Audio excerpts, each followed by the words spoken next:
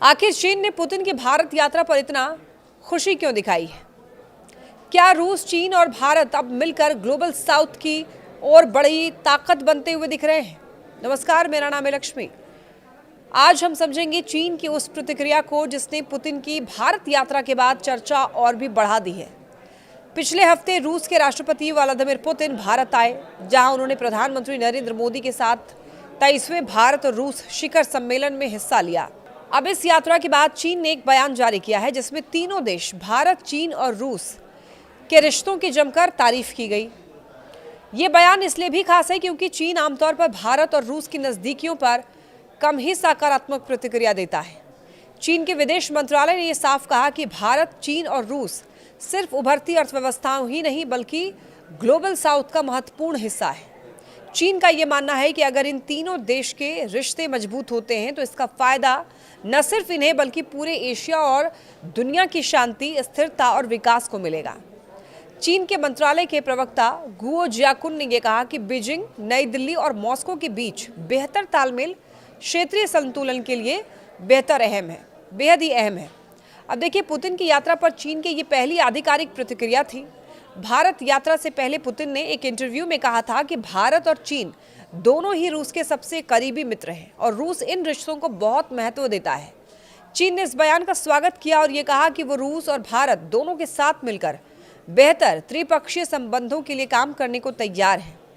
चीन का ये रवैया इसलिए भी दिलचस्प है क्योंकि पिछले कुछ सालों से भारत चीन रिश्ते पूर्वी लद्दाख की 2020 वाली झड़प के बाद से तनावपूर्ण रहे हैं। लेकिन अब चीन ये संदेश देना चाहता है कि वो भारत के साथ लंबी अवधि के स्थिर रिश्ते बनाने के लिए इच्छुक है। अब चीन ने अपने बयान में ये भी कहा है कि वो भारत के साथ संबंधों को रणनीतिक ऊंचाई और दीर्घकालिक दृष्टि से देखना चाहता है।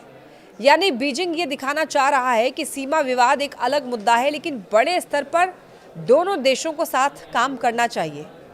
तो चीन का कहना है कि वो भारत के साथ मजबूत सहयोग को आगे बढ़ाने और एशिया में शांति और समृद्धि बढ़ाने के लिए तैयार है। पुतिन की यात्रा से चीन की दिलचस्पी इसलिए भी थी क्योंकि रूस और चीन के रिश्ते पहले ही बेहद मजबूत हैं। रूस पर अमेरिका और पश्चिमी देशों का दबाव बढ़ने के बाद चीन उसका सबसे बड़ा ऊर्जा खरीदार बन गया है और इसी वजह से चीन ने पुतिन की भारत यात्रा को बहुत ध्यान से देखा।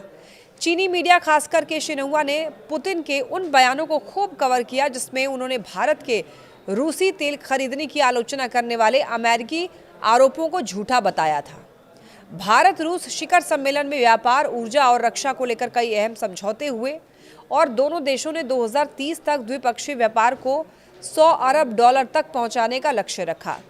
यानी रूस भारत रिश्ते और भी मजबूत हुए हैं और चीन इसका स्वागत कर रहा है क्योंकि त्रिपक्षीय सहयोग से उसका कूटनीतिक दायरा भी बढ़ता है।